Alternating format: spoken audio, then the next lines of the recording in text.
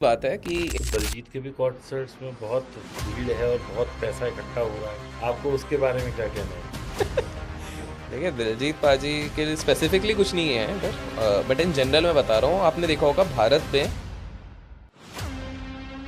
किसी भी परिचय की ज़रूरत नहीं है और जिनके बारे में ये कहा जाता है कि ये सर्वज्ञानी हैं और इनका ज्ञान चरम सीमा पे है। इनसे चाहे आप स्टॉक मार्केट की बात कर लीजिए, दुनियादारी की बात कर लीजिए, अंबानी जी के एक ख़ास फ्रेंड हैं और दोस्तों यही नहीं, अडानी के साथ भी बचपन में खेले हुए हैं। तो दोस्तों आइए स्वागत करते हैं और स्वागत आज विद चीयर्स करेंगे अभिषेक कर जी का, जो आज हमारे को अपने ज्ञान से बहुत सारी चीज़ों का पर्दा उठाएंगे और कई सारी चीज़ों के राज खोलेंगे। तो अभिषेक जी चीयर्स चीयर्स और स्वागत है आपका डीप टॉक्स में। बहुत ही डीप इंट्रोडक्शन के लिए थैंक यू। डीप इंट्रोडक्शन के साथ साथ मैं चाहता हूं कि आज कहीं जो जैसे हम लोग डीप टॉक्स करते हैं तो इसमें एक वर्ड लगा देते हैं सीक्रेट डीप टॉक्स, क्योंकि आज हम आपसे ना काफ़ी राज और खुलासे चाहते हैं बिल्कुल कि बिल्कुल। आप कुछ ऐसा बताएं हमें जो बिल्कुल आउट ऑफ द बॉक्स हो, जो हम लोगों ने कभी सुना भी ना हो और कभी समझा भी ना हो। कोशिश बिल्कुल जारी रहेगी। चलिए शुरू करते हैं। अभिषेक जी, आज 4 जून है और कल आरसीबी जीती है। और ये आरसीबी जो है ये 18 साल से खेल रहे हैं और साथ में हार भी रहे हैं। तो अगर ये हार रहे हैं तो ये क्यों खेल रहे हैं, और अगर ये खेल रहे हैं तो इनका मोटिव क्या है, और इन्हें पैसे कौन देता है इस चीज़ के। और जो इसने ये टीम बनाई थी वो तो साहब अब तो बैठे हुए हैं लंदन से, ट्वीट करते रहते हैं हाँ। हर संडे को। तो देखिए शुरुआत बहुत अच्छी करी है हमने इस कॉन्वर्जेशन की। तो सबसे पहले तो सबको बधाइयाँ स्पेसिफिकली आरसीबी फैंस के लिए, जो अपनी अटेंडेंस ज़रूर कमेंट्स में दे देंगे कि हम आरसीबी के फैंस हर जगह देते ही हैं। सो 18 साल बाद ही काफ़ी भावुक मोमेंट रहा है। तो पहले एक एक करके मैं आपके सारे पार्ट्स का उत्तर देने का प्रयत्न करूँगा। सबसे पहली बात, ये इतने साल से खेल क्यों रहे थे? ऑब्वियस सी बात है कि एक स्पोर्ट्समैन स्पिरिट जो रहता है वो नेवर गिव अप वाला एटीट्यूड होता है। जापान में अगर आप जाते हैं तो वहाँ पर एक कहावत होती है कि पाप ये नहीं होता है कि आप 8 बार गिर गए, पाप ये होता है कि 8 बार गिर गए पर 9वीं बार ना उठे। तो इस चीज़ को काफ़ी सीरियसली शायद आरसीबी की पूरी टीम ने इस चीज़ को लेके रखा हुआ था। तो आरसीबी के अंदर जो जज्बा है प्लस जो एक ऑडियंस का सपोर्ट मिलता आया है कि रेस्पेक्टिव ऑफ द फैक्ट कि वो आज तक कभी भी विजय नहीं हुए थे, बट स्टिल जो मैसिव लव और सपोर्ट मिला है, उस चक्कर में आरसीबी टिकी रही। लेकिन अब सवाल ये उठता है कि नुकसान करने वाली टीम जो बैक टू बैक 18 साल वो कैसे कमाई। तो देखिए इसका बहुत सिंपल सी चीज़ है कैसे वो टिक रहे थे। पहली चीज़ आपको ये समझना पड़ेगा, लोगों को जान के हैरानी होगी कि आरसीबी 18 साल से हार ज़रूर रही थी लेकिन सबसे हाईएस्ट अर्निंग टीम रही है। जहां पर कि जीतने वाली टीम, आईपीएल की जो जीतने वाली टीम है, वो साल भर के विद एंडोर्समेंट्स एंड ब्रांडिंग करीब 250 से 300 करोड़ कमाती थी। आरसीबी 400 से 450 करोड़ कमाती थी every year. 50% more. Exactly 50% more. That's a good amount. Exactly हारने वाली टीम। हारने वाली टीम। दूसरी चीज अगर आप देखेंगे सोशल मीडिया फॉलोइंग के बेसिस पे भी देखेंगे, आरसीबी की टीम का जो हैंडल्स है, सोशल मीडिया के handles, those are the highest followed in terms of numbers, in terms of everything. अब ऐसा क्यों हुआ? क्योंकि जिन व्यक्ति ने बनाई है, जिनके बारे में आप बात कर रहे थे, वो तो लंदन में बैठे हैं लेकिन उन्होंने दिमाग बहुत सही चलाया था एट द इंसेप्शन। पहली चीज़ उन्होंने क्या बोला कि अगर भारत में किसी के भी इमोशंस को अपने फेवर में करना है तो ऐसे लोगों को अपने साथ जोड़ लो जिनसे लोगों का इमोशंस जुड़ा है। तो आप देखिए विराट कोहली हो गया, मैक्सवेल वो हो गए, जितने भी ये क्रीम वाले टॉप 3-4 थे वो आरसीबी ने हमेशा अपने साथ लेके रखे। That is number 1। और हम सबको पता है विराट कोहली से कितने लोगों के दिल जुड़े हुए हैं। So that is number 1। तो उनने बोला पहले ऑडियंस अटेंशन। दूसरा, ब्रांडिंग की अगर बात करें तो बहुत कम लोगों ने नोटिस करा होगा, RCB is the only team to have 2 title international sponsors, Puma and Qatar Airways. The only and the first team to have roped in. बाकी सबके हैं लेकिन इवेंचुअली आए हैं और मैक्सिमम सारे डोमेस्टिक वाले हैं, इनके इंटरनेशनल है। क्यों? क्योंकि इंटरनेशनल वालों ने बोला हार जीत तो चलती रहेगी, हमको देखना है कितनी कल्ट फॉलोइंग है, जो आरसीबी की बहुत तगड़ी है। तीसरी चीज़ अगर आप लोग नोटिस करते हैं तो आरसीबी के पास सबसे बड़ा फ़ायदा क्या था कि इन्होंने मर्चेंडाइज जीतने के बाद बनाएंगे ये नहीं सोचा, इनकी पैरेलल मर्चेंडाइज अच्छी खासी बनती रही। आप अगर बैंगलोर जाते हैं तो आरसीबी के क्लब्स हैं, आरसीबी के जगह है जहाँ पर लोग बियर पीते हैं, वहाँ पर एक सेलिब्रेशन चलता है, ये राइट फ्रॉम बिगिनिंग है। जर्सीज में सबसे ज़्यादा आरसीबी के बिकते हैं। आरसीबी के एक बार में 5 लाख बिकते हैं, बाकी किसी भी कॉम्पिटिटिव टीम को आईपीएल के अगर मिला देते हो तो 2 टीम मिला के भी उतने नहीं होते जितना आरसीबी अकेले बेच देती है। So they have a very good marketing acumen. देखिए, जो मार्केट में कहता है ना, जो दिखता है वो बिकता है। आरसीबी ने वो चीज़ समझी। आरसीबी के जो मैनेजमेंट है उन्होंने एक चीज़ क्लियरली समझी कि भाई अगर हमको लोगों के इमोशंस के साथ जुड़े रहना है तो हमको इसको स्टार्टिंग से एनकैश करना पड़ेगा। पब वाला कल्चर अगर वो उस समय पे, जब आरसीबी 18 साल पहले है, अगर वो इस चीज़ को लेके जाते लेट्स से इन साउथ या कहीं और, तो वो नहीं चलता। उन्होंने एक चीज़ साउथ में भी एक स्पेसिफिक देखा, बैंगलोर में वाला कल्चर है, क्योंकि Bangalore was growing as the Silicon Valley of India, और वहाँ पे लोग काम करने के बाद जाते थे, they wanted to have pub and all those things. So RCB की टीम ने उस चीज़ को भी एनकैश किया। नेक्स्ट, अगर आप देखते हैं जो नंबर ऑफ ब्रांड इन्फ्लोज आए, जो राइट फ्रॉम बिगनिंग आए, उनको एंगेजमेंट बहुत अच्छी मिलने लगी। देखिए, ब्रांड एट द एंड एक बार आएगी, 2 बार आएगी, जब तक उसको अच्छा रिटेंशन नहीं मिलेगा वो वापस नहीं आएगी। तो आरसीबी ने अपना क्रक्स ही ये बनाया कि बॉस, हमारे देश में अंडरडॉग को हमेशा सेलिब्रेट किया जाता है। हर कोई वाउच करता है अंडरडॉग कब चैंपियन बन जाए, बस दुर्भाग्य ये होता है कि हमारे देश में जब एक अंडरडॉग चैंपियन बन जाता है तो वही लोग जिन्होंने चढ़ाया होता है कुछ साल बाद उनको गिराना शुरू करते हैं। आप सारी हिस्ट्री देख लीजिए, सारे क्रिकेटर्स का देख लीजिए। आप लोगों को ध्यान होगा कि एक समय पे हमारी इंडियन क्रिकेट टीम के जो स्टार्स थे, चाहे आप एमएस धोनी की बात करें, किसी की बात करें, जब वो एक मैच हार गए थे तो उनके घर पे पत्थर फेंके जा रहे थे, लोग उनको चिल्ला रहे थे कि कैसा exactly. है। आप देख रहे हैं, और उसी के कुछ साल बाद जैसे वर्ल्ड कप हाथ में आया, थिंग्स चेंज्ड। yes. सो ये हमारे देश का दुर्भाग्य भी है, अंडरडॉग को पहले चढ़ाएंगे। आप हिस्टोरिकली देख लिए, हनी सिंह की बात करते हैं, तो हनी सिंह जब तक अंडरडॉग थे, हनी सिंह जैसे ही ऊपर जाने शुरू किया, अचानक से बादशाह के साथ कंपैरिजन, अरे अच्छा हो गया, इसको ये चीज़ हो गई, again he is trying to come back with different type of things. लेकिन क्या हुआ, जब तक अंडरडॉग था, सेम विथ हिमेश रेशम में हाल फिलहाल में उनका एक कॉन्सर्ट हुआ है जो काफ़ी ज़्यादा फेमस हुआ है। In fact one of the concert जिसको देख के हर 90s के बच्चे को एक फोमो भी होने लग गया कि यार हिमेश के उसमें तो जाना था, it is better than cold play, लोग कह रहे हैं, ये वाली चीज़ है। लेकिन हिमेश रेशमिया के भी स्टार्टिंग में क्या हो गया, बढ़िया बढ़िया गाने चले, इमरान हाशमी के साथ उनके बहुत बढ़िया बढ़िया हिट गए। एक पॉइंट इन्फ्लक्स पॉइंट में, अरे ये तो नाक से गाता है, अरे इसको तो नेजल प्रॉब्लम है, ये सारी चीज़ें आने लगे ना। तो एक एरा आपने देखा होगा जब हिमेश के ही गाने चल रहे थे, फिर एक बहुत बड़ा एक ब्रेक आया वहाँ पे। सो यही चीज़ आरसीबी के साथ आज तक होती आई है, and I am telling you on record आज के दिन पे। अगेन बोल्ड स्टेटमेंट, वो तो अपन देते ही रहते हैं, तो बोल्ड स्टेटमेंट है कि सोच समझ के देते हैं अब सोच समझ के अब देना। सोच समझ के देते हैं कि आरसीबी जीती है, जिसके लिए बहुत लोगों ने चीयर अप किया है। लेकिन अब आप एक चीज़ सोचो, अभी तक एक इमोशनल वैल्यू क्यों अटैच था?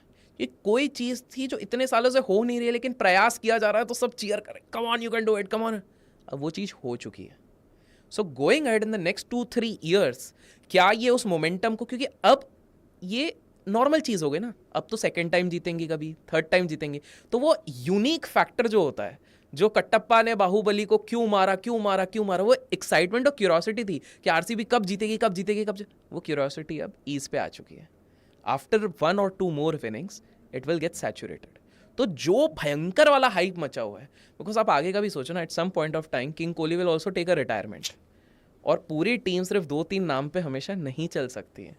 आप खुद सोचो, आरसीबी की सबसे ज़्यादा फॉलोइंग सिर्फ 3 से 4 प्लेयर्स के चक्कर में। आई एम नॉट सेइंग कि बाकी सब अच्छे नहीं खेलते, बहुत बढ़िया खेलते हैं, लेकिन reality of the fact is 3-4 players के चक्कर में सबसे ज़्यादा हाइप है वहाँ की। अब जब वो 3-4 players at some point of time या तो रिटायर होंगे, या तो छोड़ेंगे, या तो दूसरी बिडिंग, कुछ भी हो सकता है, तो डायनेमिक्स वुड चेंज। तो जितने लोग अब ये चीयर कर रहे हैं, खुश हैं, बहुत बढ़िया, but from a business perspective ये शायद इतना बढ़िया चीज़ नहीं हुई है। और ये तो अभिषेक हम सब जानते हैं, और हमने अपनी लाइफ में कई बार देखा भी है कि ये कहावत है ना, उगते सूरज को सलाम।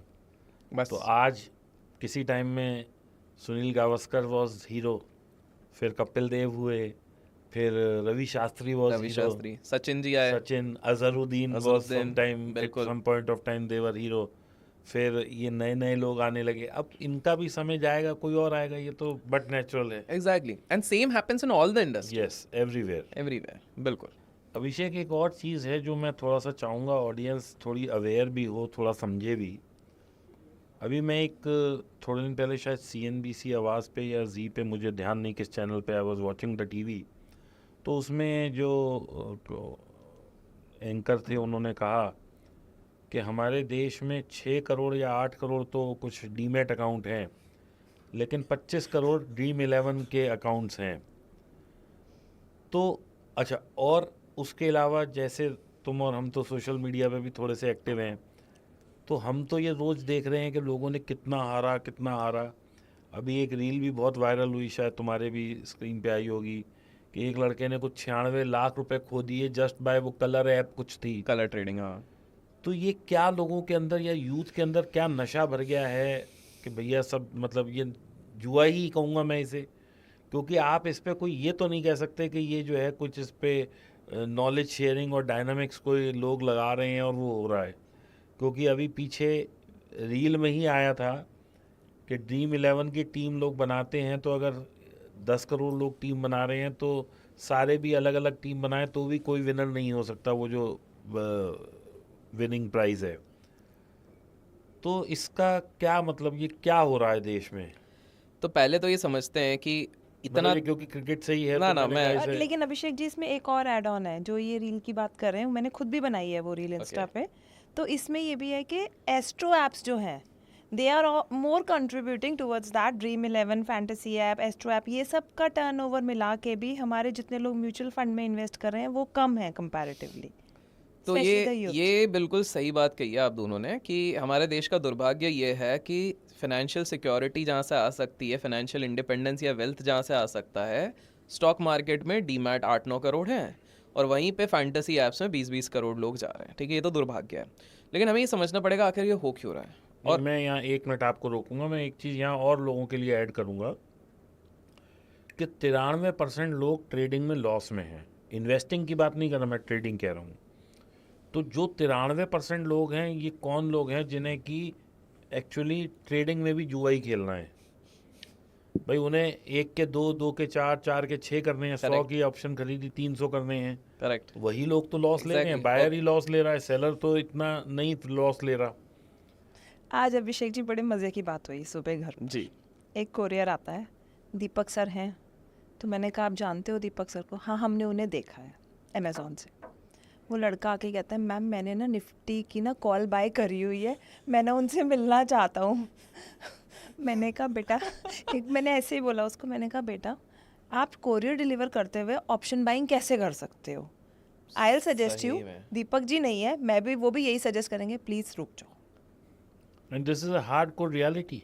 एंड आई वाज सरप्राइज्ड कि और वो ये मेरे साथ not only this with this courier boy, मैं कई दफ़ा एयरपोर्ट पे जाता हूँ, सिक्योरिटी वाले पूछते हैं, कई दफ़ा कोई आर्मी के पर्सनल पूछते हैं, कई दफ़ा पुलिस वाले पूछते हैं। मतलब लोग क्यों ये ट्रैप होते जा रहे हैं, ये बहुत बड़ा सवाल है देश के लिए कि ऑप्शन का ऐसा क्या नशा लोगों के चढ़ गया है कि मतलब लोगों से ऑप्शन बाइंग छूट नहीं रही है। मतलब कोरियर डिलीवर करते हुए वो निफ्टी की ऑप्शन लेके घूम रहा है। तो पहली चीज़ तो मैं आप लोगों को बता दूं कि किसी भी चीज़ के नशे से बड़ा आज के समय पर ट्रेडिंग का नशा। बाकी सारे नशों के लिए तो एटलीस्ट रिहैब सेंटर्स हैं, आप निकल सकते हो। ट्रेडिंग के लिए एक बार लत लग गई तो कोई रिहैब सेंटर नहीं है। फिर दो ही चीज़ें होंगी, या तो आप सब कुछ लुटा के ही निकलोगे, या तो अगर आपको थोड़ी बहुत समझ में आ गई है चीज़ें तो आप सिस्टम वे में, सिस्टमैटिक तरीके से आप ट्रेड करोगे। उसके लिए बहुत समय लग जाता है, कोई डिफाइन नहीं कर सकता कि 1 साल लगेगा, 2 साल, किसी किसी को 8 साल, 10 साल, 15, 20 साल। वो अब आपको देखना है हाउ पैशनेट यू आर और कितना आपकी लाइवलीहुड उस पर डिपेंडेबल नहीं है। असली फुल टाइम ट्रेडर वही बन पाएगा एट द एंड, ये तो आप भी एग्री करेंगे, जिसकी पूरी जीवनी ट्रेडिंग पे डिपेंडेंट नहीं है। क्योंकि अगर पूरी है तो कहीं ना कहीं स्ट्रेस होगा और उसमें कुछ ना कुछ गलतियाँ होंगी। ना टॉकिंग अबाउट ये जो जुओ वाली बात बोली, तो आप दोनों को ये शायद पता ही होगा कि जुए की जो ये लत है और जुआ जो चीज़ है, ये पौराणिक काल से चलता आ रहा है। महाभारत में चौसर का खेल था, पांडवों ने उसमें सब कुछ गंवाया था। उसके बाद अगर आप बात करते हैं, हम विदेश में चलते हैं, तो अगर आप ग्रीस की बात करें या बाकी जगहों की बात करें तो वहाँ पे ग्लैडिएटर्स जो रहते थे उन पे बैटिंग चलती थी। फिर उसके बाद आगे अरब वाले एरियाज़ पे बात करें तो कॉक फाइट्स होती थी वहाँ पे, तो उस पर बैटिंग चलती थी। ग्रेट वॉल ऑफ चाइना का आधा पैसा कहाँ से आया? जुए के पैसे से ही आया है, उससे उनने बना दिया आधा। फिर उसके बाद अगर आप जाते हैं बहुत सारी दूसरी जगहों पे, लेट्स से जब हमारे इधर मुगलों ने राज करना शुरू कर दिया तो जो डाइस वाले गेम्स होते थे उनका वो आ गया। फिर ब्रिटिशर्स आ गए, ब्रिटिशर्स को भी दूसरे शौक थे, तो वो लेके आए हॉर्स राइडिंग की हॉर्स बेटिंग। और वो पहली बार था जब ब्लैक मनी वाइट मनी ये वाला कंसेप्ट उन लोगों ने घुमाना शुरू किया कि भैया ब्लैक ये हॉर्स बेटिंग से ये सारी चीज़ें करी जा सकती हैं। उसके बाद अगर महाराष्ट्र एरिया में जाए, इनफैक्ट नॉर्दर्न एरियाज में जाए, 1960s में मटका करके एक चीज़ आई जो कि पान की दुकानें और मॉम एंड पॉप शॉप्स ये सब करने लग गए। तो देखिए जुए वाली चीज़ थी वो इनफॉर्मल स्ट्रक्चर में हमेशा चलती रही है, लेकिन डिफरेंस क्या था कि इसको सरकार ने और सारी बड़ी संस्थाओं ने हमारे देश में एटलीस्ट इलीगल पहले से करार दिया था। लेकिन सवाल ये उठता है कि फिर भर ये जिन ऐप्स के हम वार्तालाप कर रहे हैं, बात कर रहे हैं, इनको क्यों लीगल स्टेटस दिया जाता है? बिकॉज सिंपल सा है, देखिए किस प्रकार से काफ़ी सारी चीज़ें किसी और की तरफ झुकाव ले लेती हैं। तो दो कंसेप्ट होते हैं, एक होता है गेम ऑफ लक और एक होता है game of skill. Game of luck मतलब सिर्फ इसमें लक लगना है, और गेम ऑफ स्किल आज से कुछ वर्ष पहले कोर्ट का अनाउंसमेंट आया कि भाई ये सारे ऐप्स जो फैंटेसी ऐप्स करवा रहे हैं ये गेम ऑफ स्किल है। सवाल ये उठता है कि अगर आप आराम से बैठें तो 7 करोड़ प्रोबेबिलिटीज़ निकलती है, 7 करोड़ प्रोबेबिलिटीज़ निकलती हैं। तो सवाल ये उठता है 7 करोड़ प्रोबेबिलिटीज़ के साथ किस प्रकार से ये जितने लोग क्रिकेट की टीम बना रहे हैं ये गेम ऑफ स्किल कहाँ से हुआ? जो कि आप बात कर रहे थे, बिल्कुल सही कर रहे थे, ये तो गेम ऑफ लक ही हुआ। लेकिन बिकॉज एक लीगल स्टेटस मिल गया है कि it is a game of skill, तो वो खुलेआम करते हैं। तो अगर मैं इसमें ये कहूँ कि फिर तो कोई भी जो जुआ है वो आप उसे गेम ऑफ स्किल कह सकते हैं। लेकिन सरकार सिर्फ इसी को अभी तक अलाउ किया है। अच्छा। हाँ, सबको नहीं किया हुआ है, तो उसको गेम ऑफ स्किल की कैटेगरी में लॉटरी गेम ऑफ स्किल नहीं है। नहीं। ये जो फोन वाले ये वाले फैंटेसी ऐप है इनको दिया गया, क्रिकेट वाले जो 11 लोगों की टीम बनाओ और वो सारी चीज़ें करो। अब इसमें दूसरी चीज़ आप नोटिस कीजिए, अब आप सोचोगे कि फिर यार जब दिख रहा है, सबको दिख रहा है, एक आम इंसान को भी दिख रहा है, इतने लोगों की। अभी हाल फिलहाल में एक खबर आई थी कि फैंटेसी ऐप के चक्कर में राजस्थान का एक 15-16 साल का लड़का 15,000 रुपये वो हार गया, जैसे तैसे उसने घर के चोरी वोरी करके किए थे, वो इतना फ्रस्ट्रेशन में आ गया, कैसे घर वालों को फेस करो, सुसाइड कर लिया। और ऐसे काफ़ी, ये तो एक किस्सा है, हज़ारों किस्से। कुछ नोटिस में आ जाते हैं, कुछ नहीं आता, मैक्सिमम तो नोटिस में नहीं आते, कितने घर बर्बाद हो रहे हैं। तो पॉइंट ये आ रहा है कि क्यों नहीं रोक टोक हो रही है। अब एक बात बताइए, 24,000 करोड़ रुपए अगर डायरेक्ट इनडायरेक्ट टैक्सेस के रूप में मुझे किसी सेक्टर से मिल रहा है तो मैं उस पर क्यों बंद कराऊँ, क्यों उसको रोक टोक लगाऊँ? अगर मेरे को एक साल में इतना पैसा बन सकता है तो मैं क्यों रोकूँ? दूसरी बात है कि जब भी आप इस फैंटेसी ऐप में कभी भी कोई बेट लगाते हैं, कुछ भी पैसा लगाते हैं, तो जो पहला पैसा लगाता है उससे 15-20% का कमीशन राइट अवे उस ऐप डेवलपर या जो कंपनी रहती है उसके पास चले जाता है। ये उनका फ्री का पैसा है, करेक्ट, उनको कुछ करना नहीं है। बाकी बीच में जो लड़े वड़े, कोई एक जीतेगा कोई हारेगा, वो तो आपस में ही वो सारा पैसा ऊपर नीचे हो रहा है।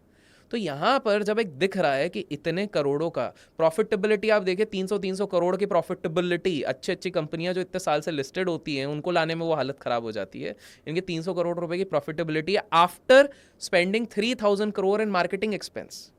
ये तीसरी चीज़ है, इनको एक चीज़ समझ में आ गई कि हमारे देश में दो चीज़ें ऐसी हैं जिसके सामने हर व्यक्ति झुकता है और अपना ईमान बेच देता है। पहला है बॉलीवुड, दूसरा है क्रिकेट।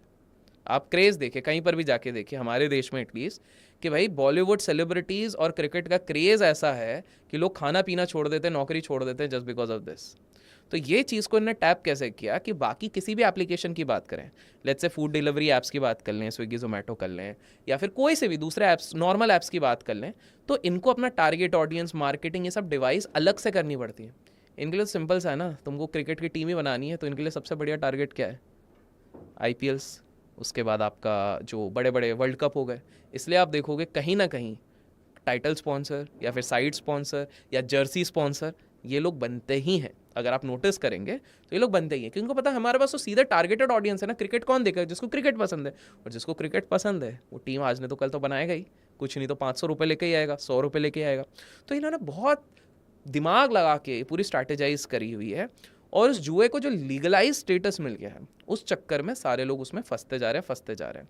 तो चाहे वो अंधाधुन ऑप्शन में 1 का 10 करने का आप सोचो, या आप अगर ये सोचो कि किस प्रकार से यहाँ पर हमारा पैसा डबल हो जाए, ये हर तरीके का जुआ है, इसमें कोई कैलकुलेशन नहीं है। तो मेरा आग्रह होगा जितने लोग इस चीज़ को व्यू कर रहे हैं, मौज मस्ती के लिए अगर आप कर रहे हो, थोड़ा बहुत छोटा मोटा आपके इनकम का 2-4-5% कर रहे हो, दैट इज़ फाइन। लेकिन प्रॉब्लम भी हो रही है वो बच्चा जिसकी कोई मंथली इनकम नहीं है, पॉकेट मनी 2,000 रुपये आ रही है, वो 2,000 के 2,000 वहाँ पे लगा रहा है, फिर लुट रहा है, फिर वो पर्सनल ऐप्स जो होते हैं उससे लोन ले रहा है और उसमें डूबे जा रहा है, और एक समय पे उसके पास 50,000 का कर्जा हो जाता है, इस डर से कि मैं पापा को कैसे बताऊँ। और वो उसके बाद वो जो गलत स्टेप ले रहा है वो बहुत गलत है। मैं ऐसे लोगों को भी कहूँगा कि भाई माँ बाप कभी भी अपने बच्चों का बुरा नहीं चाहते हैं। आपने गलती कर दी, रायता फैला दिया, इट्स ओके, आप जाओ बैठो, क्या होगा, 1 लात पड़ेगी, लाफे पड़ेंगे, झापड़ पड़ेगा। एट द एंड आपके माता पिता कोई ना कोई रास्ता निकालेंगे, ठीक है, मुश्किल होगी, आपको जीवन भर इसका पछतावा होगा, बट जीवन का एंड करना इज़ नॉट द सोल्यूशन। तो देखिए यही है फैंटेसी ऐप्स की सच्चाई। 7 करोड़ की प्रोबेबिलिटी में कोई नहीं जीतता है। In the long run it is not a winning cycle. एक बार को आप स्टॉक मार्केट में ज़रूर जीत जाओ, लेकिन फैंटेसी ऐप में जीतेगा केवल वही जो फैंटेसी ऐप्स प्रमोट कर रहा है, क्योंकि उसको मोटा रकम मिलता है।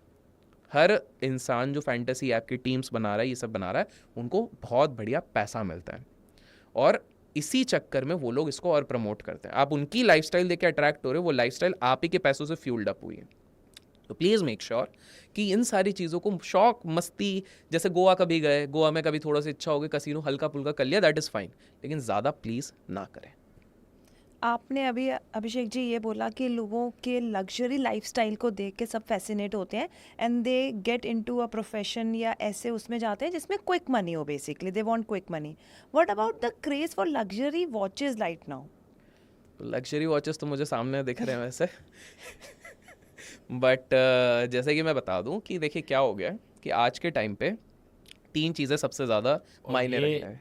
देखो पहले नहीं था, अभी 1 साल से जब से आपके दोस्त की शादी हुई है और उसने ऐसे सबको घड़ियां दिखाई हैं और दी हैं, तब से कुछ ये शादियों watches में का घड़ियां बहुत दी जाती हैं यार, ऐसा बड़ी ऐसा बड़ी क्यों शादियों में है? होता है, मेरे को लग रहा है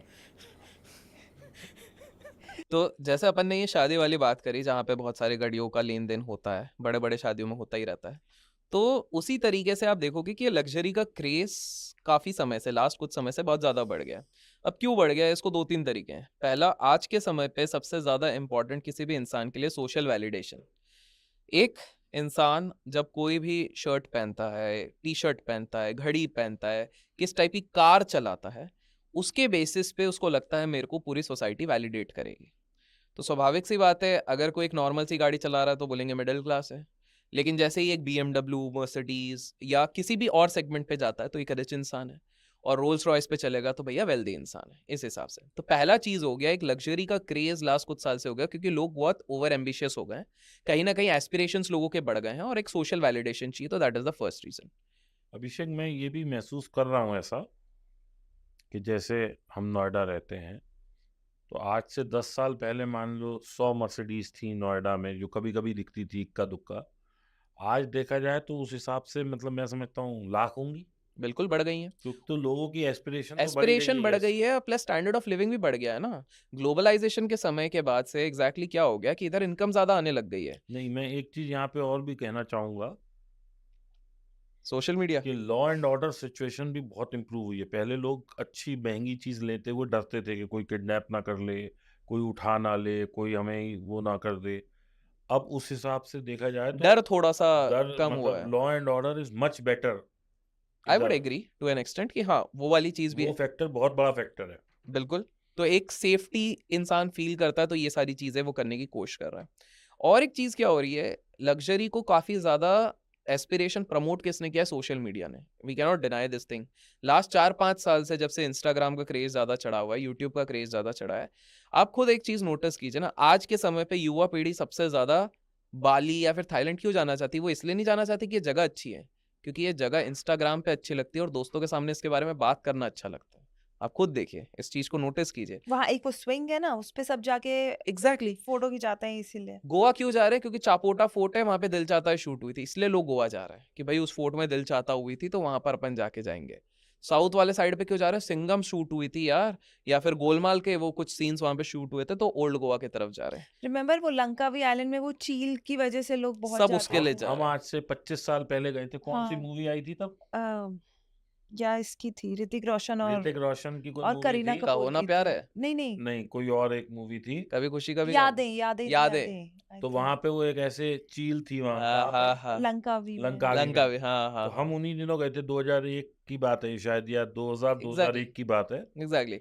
तो वहीं से ये सारे एस्पिरेशन हो रहे हैं, क्योंकि हम लोग एट द एंड बॉलीवुड देख रहे हैं, मूवीज देख रहे हैं, मूवीज में जब देख रहे हैं ये सारी चीजें, अच्छा ये सारे एक्टर्स इस चीज को एज अ स्टाइल स्टेटमेंट दिखा रहे हैं, तो हमारे पास भी होना चाहिए। तो दैट इज अनदर थिंग। और एक चीज अगर आप देखिएगा तो कहीं ना कहीं ये आपके डोमिनेंस के बारे में भी बताता है। इंसान की हमेशा से राइट फ्रॉम आदि मानव के समय से ये एक फितरत रही है कि वो दिखाना चाहता है व्हाट डोमिनेंस आई होल्ड। क्यों ऐसा होता है हमारे देश में कि एक कोई परिवार होता है बहुत बड़ी शादी करता है और सारे बड़े गेस्ट को बुलाते हैं वहां पे, सारे इन्फ्लुएंशियल लोगों को बुलाते हैं, क्योंकि ये एक सॉफ्ट पावर का डिस्प्ले होता है। ये मैसेज है दुनिया वालों को कि दुनिया वालों, जब हम कुछ करते हैं तो पूरी दुनिया हमारे पास आती है। As simple as that. So this is soft power. क्यों सबको घड़ियां दी जा रही हैं? कि that is again a display of soft power, कि we can afford to do that. ये सारी चीजें हो रही हैं। तो पॉइंट ये हो रहा है कि लग्जरी को आज एस्पिरेशनल इतना ज्यादा वैल्यू बना दिया गया है। इसी चक्कर में आप देखो रोलेक्स वॉचेस जो पहले नहीं हो रहे थे, अब अचानक से, और इनकी स्ट्रैटेजीज भी बहुत कमाल की होती हैं। लग्जरी वॉचेस हो गई, लग्जरी कार्स हो गए, सबसे पहले ये स्केर्सिटी बनाते हैं। आप किसी भी जगह पे जाओगे, ओरिजिनल रोलेक्स लेने जाओगे सर, साल भर का वेट करना पड़ेगा अरे आपको। भाई साहब, आप इसकी बात कर रहे हो? एक दिन ऐसे ही मैं, पूजा और एक हमारा दोस्त जो रोलेक्स लेना चाहता था, वो चला गया ये रोलेक्स के शोरूम में। हम गए, उसने हमें 7 8 10 घड़ियां दिखाई। ये कितने की, ये कितने की, अक्कड़ बक्कड़ कर लिया उसने। तो शुरू करते हैं वो 2 2.5 लाख वाली घड़ी से या 3 लाख से, और आ जाते हैं 3 करोड़ तक में। अब उसने कहा भाई साहब मुझे ये चाहिए। Sir you are in the wait list. Exactly, अब भाई एग्जैक्टली। 10 लाख आदमी लेके खड़ा है, 20 लाख लेके खड़ा है, लेकिन उसमें भी वेट वेट लिस्ट है। लिस्ट है। एंड कई और शोरूम्स में और तो सबसे एंट्री बड़ी वेट भी है। बात, जहां जो कोई और मतलब शोरूम में या कहीं कोई और डीलर बेच रहा है, तो 15 लाख वाली घड़ी वो 18 लाख की बेच रहा है। 3 4 लाख रुपए उस पर प्रीमियम चल रही है। करेक्ट, और वो करेक्ट। कह रहा है सर या तो आप वेट लिस्ट में आओ या या तो ये प्रीमियम दो। करो। तो वही मैं कह रहा हूँ कि स्केर्सिटी कैसे बना रहे हैं ये लोग। और ये सिर्फ, ये तो रोलेक्स हमने एग्जांपल लिया, गाड़ियों में भी सेम चीज है, हर चीज में। तो इन लोगों ने एक स्केर्सिटी वाली चीज कर ली। दूसरी है कि भाई अगर आप इस लग्जरी को अफोर्ड कर रहे हो तो आपको इसके लिए डिजर्विंग होना पड़ेगा। अब इसका अर्थ ऐसा समझिए, रोल्स रॉयस, एरा गैरा, तो गैरा, अगर आपके अकाउंट में 50 करोड़ भी हैं तो आप जाके ले नहीं सकते हो। They have to be invite. They, yes, invite only वाला सिस्टम है कि आप इनवाइट ओनली होगे, आपका नेटवर्थ, आपका इन्फ्लुएंस देखा जाएगा, तब जाके आपका ऑर्डर लिया जाता है। इनफैक्ट कितने लग्जरी हैंडबैग्स में भी ये है, you have to go by invite exactly, luxury, it is common in all the luxuries, because वो दिखाना चाहते हैं कि boss, you have arrived in life, तब जाके तुम ये डिजर्व कर सकते हो। वो ये एक फिनोमिनन बना के चल रहे हैं। रोल्स रॉयस का अगर एक भी कस्टमाइजेशन करते हैं तो they take 12 months 18 months for that particular customisation itself, कि भाई आपके हिसाब से ये करना है तो ये चल रहा है। तो वो डिजर्विंग वाला, स्केर्सिटी वाली फीलिंग पहली बात तो लग्जरी में बना रहा है, जिसके चक्कर में एक आम इंसान सोचता है कि यार जिस दिन ये गाड़ी मेरे पास हो गई ना, उस दिन मैंने लाइफ में कुछ किया है। अभी अभी थोड़े दिन पहले जब ये यूएस चाइना टैरिफ का चक्कर चल रहा था, तो काफ़ी सोशल मीडिया पे आ रहा था एक कोई अर्मीज ब्रांड है, जिसको कि हम लोग इंडियंस हरमीज पढ़ते हैं। मुझे तब पता लगा ये अर्मीज है। ओके। और उसका कोई बैग है बर्किन या बर्कन क्या कुछ है, और जरा सा लेदर का बैग है, इतना सा, not even more than a feet, जिसका वेट भी मुश्किल से 1 किलो से ज़्यादा नहीं होगा। 3 करोड़ का वो बैग है, लेकिन वो देखिए, आपको ऐसे नहीं मिलेगा। पहले आपके पास कम से कम 10 आर्टिकल अर्मीज के होने चाहिए पास्ट में, तो वो आप उसके लिए एंटाइटल्ड हो। 3 करोड़! मैं तो ये सोच रहा हूँ कि उसमें लेदर के बैग में पूरा क्रोकोडाइल भी दे दो तो भी 3 करोड़ का नहीं है। अभी हमारे एक मित्र हैं, वो एक बहुत प्यारे से एक ब्रांड है एलवी, उसके शूज़ लाए हैं, लेदर के शूज़ हैं। मैं नहीं समझता कि मतलब एलवी लिखा है, अच्छा लग रहा है, सुंदर है, लेकिन 1.5 पौने 2 लाख के जूते। तो क्या इन चीज़ों में वाकई में वैल्यू है, या ये सिर्फ एक एस्पिरेशन की ही चीज़ें हैं? एक एस्पिरेशन है, और एक अगर इसको साइकोलॉजी के हिसाब से देखें तो एक होता है कॉग्निटिव ऑफलोडिंग। कॉग्निटिव ऑफलोडिंग में क्या होता है कि आप सारे ये जितने लग्जरियस ब्रांड्स की आप बात कर लो, तो एक चीज़ नोटिस करना, एक आम इंसान के कपड़े आप देखोगे तो बहुत ज़्यादा डिज़ाइंस होंगे, बहुत सारी चीज़ें लिखी होंगी, बहुत बहुत कुछ होगा। ये जितने ब्रांडेड चीज़ें होती हैं बहुत सिंपल होती हैं, simple and a logo, as simple as that. आप कपड़ों में भी देख लो, गाड़ियों में भी देख लो, ऐसा बहुत सारा डिजाइन विजाइन नहीं बना रहता है, मैक्सिमम की बात करो, it's very simple, sleek, comfortable. In fact iPhone के हायर एंड्स पे भी आप चले जाते हो, जो आपको नहीं पसंद है वो बात अलग है, बट अगर आईफोन के भी आप सारे उसमें चले जाते हो तो आपको क्या, सिंपल स्लीक मॉडल, एकदम बस नॉर्मल, एक स्क्रीन, दैट्स इट, पीछे कैमरा, दैट्स इट। तो ये लग्जरी ब्रांड्स ने एक चीज क्रैक करके रखी है कि कॉग्निटिव ऑफलोडिंग लोगों को करनी है, कि भाई जितना कम चीज दिखेगा, जितना क्लासी दिखेगा, कि बस एक लोगो है, और जितना प्रीमियम दिखेगा उतना हम प्रीमियम देने को तैयार हैं। और ये आप across the sectors her luxury brands में देखेंगे, ये कॉमन फैक्टर है। तो आप जो जूते भी बोल रहे हैं वो भले ही फैंसी होंगे, थोड़ा डिजाइनर होंगे, बट वो एक स्लीक लुक होगा जिसकी भी आप बात कर रहे हैं, उसका एक अलग फैशन स्टेटमेंट होगा वहां पे। लाइकवाइज जिन गाड़ियों की भी हमने बात करी, जिन घड़ियों की भी हम बात करें, तो उसमें एक यूनिक एलिमेंट होगा, लेकिन वो सिंपल येट ये चीज होगा। तो ये कॉग्निटिव जो ऑफलोडिंग होती है, ये सिंपल सा है कि हमारा दिमाग एक साथ में अगर बहुत सारी चीजें देखता है तो उसको बाय डिफॉल्ट वो लग्जरी नहीं मानता है, सुपीरियर नहीं मानता है। जितनी सिंपल, जितनी सटीक चीज, जितनी सिंपल, जितनी सटीक चीज, उसी को वो ये चीज मानते हैं। तो इस चक्कर में भी एक चीज हो रही है। और आपने कहा क्या इसमें कुछ स्पेशल होता है, तो देखिए स्पेशल एक इंसान, देखिए क्या होता है कि जैसे हमने कहा है कल्ट बनता है हर चीज का। आप खुद देख लीजिए, एप्पल की जब हमने बात करी, एप्पल का क्या होता है, कल्ट बनता है। पहले एक इंसान आईफोन लेता है, फिर उसको 4 लोग घेरे में ले लेते हैं, वो 4 लोगों को कन्विंस करता रहता है एंड्रॉइड बेकार है, iOS अच्छा है, ठीक है। फिर 4 में से 3 लोग लेते हैं, भैया एयर ड्रॉप करना है तो तुमको तो लेना पड़ेगा। फिर उसके बाद आईफोन ले लिया, तो फिर आपके पॉड्स लेने पड़ते हैं आपको, वो ले लिया। फिर उसके बाद आप क्या करते हो कि यार स्पेस खत्म हो गई, तो फिर आपको आई क्लाउड लेना पड़ता है। फिर उसके बाद आप क्या करते हो, फिर एक मैक ले लेते हो कि हाँ कनेक्टिविटी अच्छी है, कहीं भूल भी जाता हो अपना टैब या कुछ भी भूल जाता हो यहाँ पर। तो ये क्या होता है, एक इकोसिस्टम बन गया, एक कल्ट बन गया। और आप वही देखोगे, एप्पल के फॉलोअर हमेशा बोलेंगे कि भैया एप्पल इज द बेस्ट। आपने नोटिस करा होगा, ऐसा लगता है कि भैया कोई इल्यूमिनाटी का क्लब बनाया हुआ है और उधर सिखा दिया गया इनको, सिंपल सी बात है ना। तो लाइक वाइज यही चीज होती है हर लग्जरी ब्रांड के साथ। अब ऐसे ही मेरे दिमाग में एक और विचार है। अब एक बाइक अपने इंडिया में आती है, वो है कौन सी, क्या कहते हैं उसको? Harley Davidson. नहीं, हार्ले डेविडसन एक है, हाँ, royal Enfield. Royal Enfield, royal Enfield. ठीक है, आइशर मोटर की, जिसने हम्म। बाइक का तो जो हुआ सो हुआ, शेयर में तो लोगों को करोड़पति अरबपति बना ही दिया उसने। लेकिन अब यही आप BMW की बाइक लें, जो मतलब royal Enfield in itself is a very good bike, लोगों की मतलब वो एस्पिरेशन भी है, और आज भी लोग चाहते हैं कि मेरे पास ये बाइक हो। लेकिन वहीं अगर मैं उसके टक्कर की या उससे हल्की या उससे वो करूं, तो वो बाइक करोड़ों में है और अपने यहाँ 2-3-4 लाख में ही सिमट जाती है। चलिए इसका मैं एक सिंपल सा आंसर देता हूँ आपको। पहले मैं आपसे पूछता हूँ आप दोनों से, ठीक है। आपके पास 2 ऑप्शन है, ठीक है। लेट्स से अज्यूम करते हैं कि आप कोल्ड ड्रिंक पीते हो, तो मैं एक ऑप्शन देता हूँ कि आप पेप्सी प्रेफर करोगे या चंपा चमेली प्रेफर करोगे। तो ये चंपा चमेली क्या है? देखा, any XYZ drink. Any XYZ हो गया है ना, तो आप तो पेप्सी प्रेफर करोगे, क्योंकि सेफ्टी है, ब्रांड है। ब्रांड है और देखा हुआ है, हर जगह यस। देखा हुआ है। तो वही चीज यहाँ पर लागू होती है। हर जो आपने रॉयल एनफील्ड नहीं की तो बात अब करी, यही देखो, इसी स्ट्रेटेजी पे अब मैं जैसे बात करूं, मैकडोनल्ड्स ने कितनी एक मतलब स्ट्रेटेजी प्ले करी।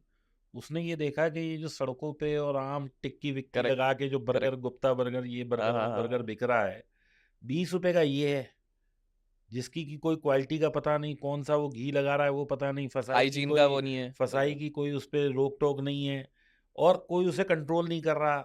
मेयोनेज भी वो लगा रहा है तो पता नहीं कौन से स्टैंडर्ड की है, मतलब कोई हाइजीन नहीं, कोई क्वालिटी नहीं, कोई स्टैंडर्ड नहीं, कोई टेस्ट का स्टैंडर्डाइजेशन नहीं। करेक्ट। उसने 29 रुपए का मैक आलू टिक्की बर्गर निकाला और देखिए वो कितना पूरा हिट हो मार्केट गया, खा गए। पूरा मार्केट खा गया। तो आप ये देखो, मैकडोनल्ड्स की आप बात क्योंकि कर रहे उसने हो, कहा कि लोग मुझे 20-25 रुपए का ये ले रहे हैं, 4-5 रुपए प्रीमियम तो दे ही देंगे मेरे यहाँ। करेक्ट, फिर जब मेरे यहाँ आएंगे तो कोल्ड ड्रिंक पीने तो कहीं जाएंगे नहीं, तो 60 रुपए की कोल्ड ड्रिंक भी पियेंगे। बिल्कुल, कोल्ड ड्रिंक उसने 60 की रखी, लेकिन बर्गर 29 रुपए का दे दिया। बिल्कुल। तो मैं अब आपको बताता हूँ, रॉयल एनफील्ड की जब आपने बात करी, ये मैकडोनल्ड्स और रॉयल एनफील्ड में अब अंतर कैसे हो जाता है, अब ये सोचो। मैकडोनल्ड्स ने खर्चा किया, मार्केटिंग करा और पूरा माइंडसेट चेंज कर दिया, करेक्ट। रॉयल एनफील्ड को इतनी मार्केटिंग में खर्चा कभी करना ही नहीं पड़ा, क्यों? अब आप समझिए, एस्पिरेशन फ्री में सबसे ज्यादा अगर मार्केटिंग किसी भी बाइक की कंपनी को मिली है तो वो है रॉयल एनफील्ड। कैसे? पहले एक मूवी आती है 2000s में, रंग दे बसंती, उसमें वो लीड स्टार क्या चलाते हैं, आमिर खान रॉयल चला रॉयल। रहे रॉयल। एक पैसा नहीं दिया गया है रॉयल एनफील्ड की तरफ से, पहले ही बता दें। फिर एक दूसरी आती है, भाई साहब आजकल लड़कों की नहीं चाहत। नहीं नहीं, आप थोड़ा लेट हो गए, पहले शोले पे आ जाओ। हाँ, शोले, आप बिल्कुल। हाँ, हम थोड़ा, आप थोड़ा आगे हम आ गए। हम जेनजी तक आ गए हैं, थोड़ा पीछे आ जाते आप हैं। और 20 साल पीछे चले जाओ, 80-85 में शोले, शोले में देवर बिल्कुल ड्राइविंग। बिल्कुल। यस। फिर हम और आगे आते हैं, लोगों का ऑब्सेशन बना एक हीरो से, कबीर सिंह। कबीर सिंह क्या चला के जाता है, वो भी रॉयल एनफील्ड। Royal Enfield. फिर चलो, शाहिद ने कर लिया, आमिर ने कर लिया, तो एक और बड़े स्टार को क्यों छोड़ा जाए? एक यश चोपड़ा की आखिरी मूवी जिसमें शाहरुख खान बनते हैं आर्मी ऑफिसर, अब जब तक है जब जान। तक है जहाँ, वो भी वही चला रहे हैं। तो पहली चीज है, रॉयल एनफील्ड को एस्पिरेशन बनाने का फ्री में काम ये एक्टर्स ने वैसे ही कर दिया कि भाई माचो मैन हो, अगर लड़के हो, मर्द हो, क्योंकि इंडिया में मर्दों वाला सिस्टम बड़ा है, मर्द करके ललकार दो तो सब कुछ कर देते हैं, मर्द है तो रॉयल एनफील्ड चलाएगा। पहली चीज तो वही, तो सोचे कितना जीनियस फ्री मार्केटिंग। इसके पहले भी अगर इसके पास में आप शोले तक गए, चलो मैं और पीछे लेके चले जाता हूँ। तो जब विश्व युद्ध हो रहा था, वर्ल्ड वॉर युद्ध हो रहा था, तो बाइक्स वालों की सेल्स पूरी ड्रॉप हो गई, सबकी इन जनरल। कौन लेगा यार बाइक, कार क्यों लेंगे, युद्ध पड़ा हुआ है, मान लो हमारे इलाके में हो रहा है, सब अपनी जान बचाएंगे, खाने वाने समटेंगे। ये रॉयल एनफील्ड वालों ने बोला आर्मी वालों को हम अपनी बाइक्स देंगे, भाई आप जाओ चलाओ। एक पूरा बटालियन, पूरा भयंकर वाला दे दिया। और वो वॉर खत्म होने के बाद मैसेज क्या जाता है कि आर्मी वाले जो प्राइड ऑफ आवर कंट्री है वो चलाते हैं इस गाड़ी को, और ये सेफ एंड हेल्दी और सब कुछ है। आप देख लो, जो इतने जंग के मैदान से भी निकल सकता है, मतलब कितना रोबस्ट होगा। आप अब तो देखो आजकल के यूथ और जेनजी तो देखते नहीं 26 जनवरी की परेड, लेकिन जब हम छोटे छोटे होते थे तो परेड सुबह 9 बजे से शुरू होकर 12-1 बजे तक पूरी आती थी, और लोग वेट करते थे कि ये हमारी झांकी कब आएगी और क्या हमारे स्टेट की झांकी स्टेट कब की हाँ आएगी। कब हाँ आएगी। हाँ और ये हाँ, तो उसमें पूरा एक बटालियन आता था जो सिर्फ वो उस पे बाइक पे एग्जैक्टली। होता था। और मुझे ध्यान है हम छोटे छोटे होते थे, वो पिरामिड बनते थे, 26 लोग एक ही बाइक पे करेक्ट करेक्ट करेक्ट करके वो करेक्ट। जाते थे। दूरदर्शन और इस पे बहुत हाँ, आते थे। हाँ दूरदर्शन से ही हमने हाँ शुरू हाँ की थी हाँ, 26 करेक्ट। जनवरी की जी जी परेड। जी जी जी। तो आप खुद देखो ना, इस चीज को सटल मार्केटिंग कह सकते हैं, यस, धीरे धीरे धीरे धीरे। और आपने जो आयशर वाली बात कही, तो क्या हो गया था कि ये भी बड़ा किस्सा है, पूरी दुनिया वाला कहते हैं ना कि भाई अगर तुमने रॉयल एनफील्ड की बाइक के जगह पर आयशर मोटर का एक शेयर ले लिया होता तो आज यस, 70 करोड़ या 700 करोड़ रुपए हो जाते। तो भाई साहब, आपको सबसे इंटरेस्टिंग, एक बार उनके प्रमोटर से पूछा गया कि भाई साहब रॉयल एनफील्ड तो बहुत गजब है, मल्टी बैगर बना दिया आप लोगों ने तो आयशर को, क्या सीन है? तो बोले देखो, ये तो हमारा साइड प्रोजेक्ट था। आयशर मोटर एक वॉल्वो के साथ कोलैब करने वाली थी, एक मर्जर होने वाला था। तो बोले उसके चक्कर में काफी सारे DIIs जो मतलब म्यूचुअल फंड्स हैं, उनने हमारे साथ निवेश किया, जो 2-3 साल में निकल गए। क्यों निकल गए? क्योंकि वो वाला मर्जर कभी हुआ नहीं। तो जो हमारे पास आए थे वो तो उस मर्जर के कारण आए थे जो कभी हुआ नहीं। और ये वाला जो बेट हमने खेला था, हमको खुद को नहीं पता था इतना बड़ा चल इतना जाएगा, बड़ा चल जाए। और वो चल गया। तो भाई वही जो उगते सूरज को सबका सलाम। तो जब प्रमोटर को ही नहीं पता था, तो ये आजकल जो लोग आके कह रहे हैं कि काश तुमने इतने साल पहले रॉयल एनफील्ड ले ली होती तो ये होता, भैया नहीं पता था। ऐसे तो कोई भी हिंट साइड पे लेके, बिकॉज स्टॉक मार्केट का अगर एंगल ले ही रहे हैं, कोई भी कह सकता है कि भैया अगर तुमने 20 साल पहले अंडरवेयर पहनना छोड़ दिया होता और सारा पैसा पेज इंडस्ट्री में लगा दिया होता, तो तुम, किसको पता था भैया कि ये सारे लक्स कोजी से लेके सारी चीजों को वो पीछे छोड़ देगा, कि जॉकी इतना आगे निकल जाएगा। बोलना बड़ा आसान होता है हिंडसाइट में, but it's not that easy. तो इसीलिए रॉयल एनफील्ड की जो आपने बात करी है, इस प्रकार से जो एक फ्री एस्पिरेशन मिल गया, इतनी सारी मूवीज का सपोर्ट मिल गया, जिसमें से एक दो आपने भी ऐड कर दी, जो वर्ल्ड वॉर का भी एक सपोर्ट मिल गया, और वो जो रोबस्ट क्वालिटी उनने मेंटेन करके रखी, इसके कारण वो जो सेंटिमेंटल इमेज ज्वाइन हो गया है। देखिए हमारे देश में किसी भी चीज की मार्केटिंग में sentiments play the most important role. आज अगर एक क्रक्स निकाल रहे हैं तो हर वार्तालाप जो हम कर रहे हैं, सेंटिमेंट कितना इंपॉर्टेंट रोल कर रहे हैं। आप मार्केटिंग का गिमिक्स हर तरीके से देखिए, कोई भी जो मिल्क ड्रिंक होता है बच्चों के लिए, उसमें हमेशा माँ को दिखाते हैं। यस, माँ, आप जितने भी एड्स देख लें मैक्सिमम, क्योंकि बच्चे सबसे ज्यादा माँ से कनेक्ट होते हैं, ह्यूमन सबसे ज्यादा इंडिया में माँ से कनेक्ट होते हैं। तो पापा नहीं दिखाते, आप देखिए जितने भी ये ड्रिंक्स होते हैं उसमें पापा नहीं दिखाते, माँ ही दिखाते हैं। माँ का सपोर्ट, माँ का ये सारी चीजें। ब्रांड्स इतनी चालू हो चुकी हैं, मतलब लोगों को पता भी नहीं चलता। There is something called green marketing also, yes, कि किसी भी प्रोडक्ट का पैकेट ग्रीन कलर में कर दो और ऑर्गेनिक लिख दो, अंदर कोई कॉन्स्टिट्यूएंट भी नहीं पड़ता। जो लोग आज के समय पे सबसे ज्यादा आटा नूडल समझ के खा रहे हैं, उसमें सबसे ज्यादा मैदा निकलता है। आप उसके कॉन्स्टिट्यूएंट्स पढ़ो, उसमें लिखा हुआ है। अभी एक है, मैंने देखा था इंस पे, उन्होंने शायद हॉर्लिक्स के ऊपर केस किया फूड था। फार्मर, फूड फार्मर, बिल्कुल बिल्कुल। वो बॉर्नविटा। बॉर्नवीटा में, और बॉर्नवीटा में उन्होंने जो कॉन्स्टिट्यूएंट लिखे थे वो थे ही नहीं। तो पॉइंट वही है, जो आप खाते हैं आलमंड कुकीज, उसमें आलमंड 2% से भी कम होता है।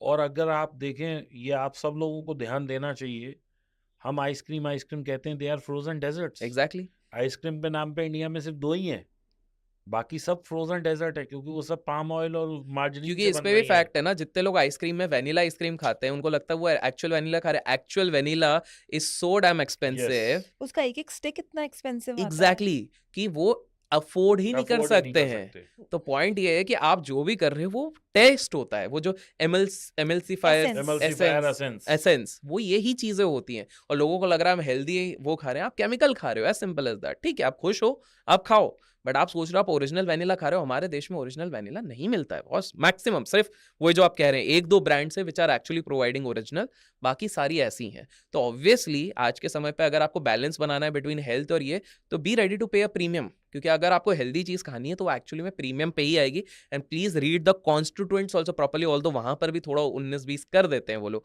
जैसे शुगर की बात हम इस वार्तालाप के पहले कर रहे थे, तो बड़ा इंटरेस्टिंग चीज है कि शुगर भी जो हम लोग खा रहे हैं, शुगर को कहते हैं कि भाई सबसे बड़ा जहर आज के समय पे शुगर है। और पूरे भारतीयों की तो शुरुआत ही उसी से, सुबह चाय में भी शुगर होता है, खाने में भी शुगर होता है, रात को खाने के बाद भी हमको शुगर वाला ही कुछ स्वीट डिश चाहिए रहता है। बट इंटरेस्टिंग चीज़ है कि बहुत लोगों को सही रिसर्च किए बिना वो अल्टरनेटिव किसी भी चीज़ को बना देते हैं, और वो सोचते हैं ये शुगर है। नहीं भाई, हो सकता है वो शुगर से भी ज़्यादा डेंजरस हो। तो प्लीज़ मेक श्योर कि आप कंसल्ट करो, थोड़ा रिसर्च करो, और फिर निकालो which is the right alternative, अगर आप ऑल्टरनेटिव यूज कर रहे हो। बिकॉज वो बहुत सारी चीजें होंगी जो बाद में आपको पता लगेगा अरे यार ये तो बहुत ही गलत चीज हो गई है। तो again coming back to the point कि इस तरह की मिसलीडिंग एडवर्टीजमेंट्स बहुत ज्यादा होती हैं, सेंटिमेंटल चीजें बहुत ज्यादा खेली जाती है। ग्रीन वॉश कहते हैं, जो ये हमने ग्रीन वाला कंसेप्ट करा उसको ग्रीन वॉश कहते हैं। जैसे बहुत सारे एरिएटेड ड्रिंक्स थे, जैसे लोगों को पता लगा ये हेल्थ को अफेक्ट करते हैं, तो वो लोग ये दिखाने लग गए कि भाई उन्होंने एड्स ही चेंज कर दिए, बोले प्लास्टिक को बाहर मत फेंको, रिसाइकलिंग में इतना टाइम लगता है, वापस हमको दो, हम रिसाइकिल करेंगे, आसपास पेड़ पौधे दिखा दिए। What people didn't realise is कि ये सारा जो प्लास्टिक आप वापस भी करते हो उसका सिर्फ 8% रिसाइकिल होता है, बाकी सारी चीजें we all know the process क्या होता है। 1.2 ton plastics every month produce होता है एज वेस्ट। तो आप खुद सोच सकते हैं this is just one place कितना हो रहा है। सबसे ज्यादा साउथ अफ्रीका में जाके डिजिटल वेस्ट जमा हो जाता है उनके। आप बाहर जाओगे तो वो याद है फ्लॉपीज होते थे, सीडीज होते थे, सब उधर पानी के साइड पे सब मतलब गार्बेज टाइप के वहां पे पड़े हुए हैं। Although there are now new companies जो थोड़े से अवेयर हो रहे हैं, जो थोड़ी क्लीनलीनेस का सोचते हैं, बट इतना कोई मैटर नहीं करता। इवन क्लोथ्स की अगर हम बात करें, every second 15,000 dresses, every second across the globe 15,000 कपड़े वेस्ट होते हैं। बिकॉज आप खुद सोचिए, हम लोग भी अपने घर पे देखते हैं एंड इसमें काफ़ी एनर्जी लगती है, काफ़ी रिसाइकलिंग चलती है। तो ये थोड़ा हम सोशल रिस्पॉन्सिबिलिटी पे आ गए, बट द पॉइंट इज कि यस, ब्रांडिंग मार्केटिंग से काफ़ी लोगों को मिसलीड किया जाता है। इसलिए आजकल ना यूएस में एक नया ट्रेंड यूथ में चलने आ गया, मिनिमलिस्टिक लिविंग का एक चलने आ गया। And that's good. ये जेंट्स और इनमें Yes. पहले से था ये Yes. Minimalistic living. If Yes. You go to Marwaris house you won't find clutter. Correct. जितनी चीज की जरूरत है उतना ही है घर में। एंड दैट इज इवेंचुअली हम सब उसी तरफ बढ़ेंगे। मजबूर, कुछ लोग मजबूरी से बढ़ेंगे और कुछ लोग बाय चॉइस बढ़ेंगे। तो बाय चॉइस बढ़ जाए तो वो ज़्यादा सही है, क्योंकि आप खुद देखो, हम लोग बहुत सारा सामान, होर्डिंग की हमारी ना कैपेसिटी होती है, हम बहुत होर्ड करते हैं, और वो हमको पता कब लगता है, साल में एक दिन आती है दिवाली। दिवाली की जब हम सफाई करते हैं तब अचानक से हमको समझ में आता है ओ भाई, या शिफ्टिंग करते या शिफ्टिंग, क्या शिफ्टिंग, फिर तो वो 5, 8, 10, 15 साल बाद, क्योंकि शिफ्टिंग रेगुलर तो होती नहीं है। तो आप खुद मार्केट, और मार्केटिंग में एक मेरे को बहुत इंटरेस्टिंग आइडिया है, if you allow me to share. आप सोचो कि दिमाग के साथ कैसे खेला जाता है। तो हमारे देश में एक कैडबरी कंपनी आप सबने सुनी होगी, चॉकलेट्स के लिए फेमस है ना। तो कैडबरी का सिल्क आता है, ठीक है, और डेयरी मिल्क आता है, और आपका 5 स्टार आता है। अब इनके मार्केटिंग जीनियस देखो, मुंबई में सबसे ज्यादा इनकी सेल होती है वैलेंटाइंस डे पे। तो सबसे ज्यादा कैडबरी की सेल होती है वैलेंटाइंस डे पे। क्यों? जी, जी। क्योंकि हमारे देश में सिर्फ 2 सबसे मेजर त्योहार होते हैं, एक होता है दिवाली और दूसरा होता है वैलेंटाइन डे, चॉकलेट्स के नजरिए से, चॉकलेट्स या स्वीट्स। तो इनका दिमाग आप देखो कितना सही दिमाग लगाया to cater the entire market. ये एक होर्डिंग लगाते हैं सिल्क का। सिल्क को इनने प्रमोट किया है कि भाई 2 लोगों को करीब लाना है तो सिल्क खिलाओ, कैडबरी सिल्क, प्यार का, मोहब्बत का। तो उसका वो पहले एक होर्डिंग लगेगा मुंबई में, मुंबई के मेन लोकेशन पे, जहां पर के लिखा होगा it brings you closure, Cadbury silk, ठीक है। उसी के जस्ट आगे एक और होर्डिंग लगा होगा अलग से, वो होगा Cadbury 5 star, we don't need anybody, we just need a break. तो इन्होंने क्या देखा, इन्होंने एक सर्वे किया जिससे पता लगा कि वैलेंटाइन डे एकमात्र ऐसा दिन है जहां 2 गुट बन जाते हैं। एक होता है सिंगल्स का गुट और एक होता है कपल्स वाला, जानू, शोनू, मोनू, ये सारा वाला एक गुट रहता है। तो इन्होंने बोला शोनू, मोनू, जानू, लैला, मजनू को तो सिल्क ने कवर कर लिया, लेकिन एक दूसरा एक्सट्रीमिस्ट कौन है? देखिए, दिवाली में ऐसा एक्सट्रीमिस्ट कुछ नहीं होता, सब दिवाली साथ में सेलिब्रेट करते हैं। तो वहां पे तो हर ब्रांड लड़ता रहता है, इन्होंने बोला इनको क्या किया जाए, तो 5 स्टार के ऐसी एड्स उनने बना दी कि भैया किसी की जरूरत नहीं है, हम सिंगल वाले हैं। तो सिंगल लोगों का मोटो बन गया 5 स्टार और कपल लोगों का बन गया सिल्क, कि भैया जानू सोनू हो तो सिल्क, सिंगल हो तो ये। तो इस हिसाब से इन्हें सिंगल्स को भी कवर कर दिया और कपल्स को भी कवर कर दिया। तो जो रेबेलियस होते हैं वो सब 5 स्टार खरीदने लग गए, और जो भाई प्यार में डूबे हुए हैं वो खरीदने लग गए।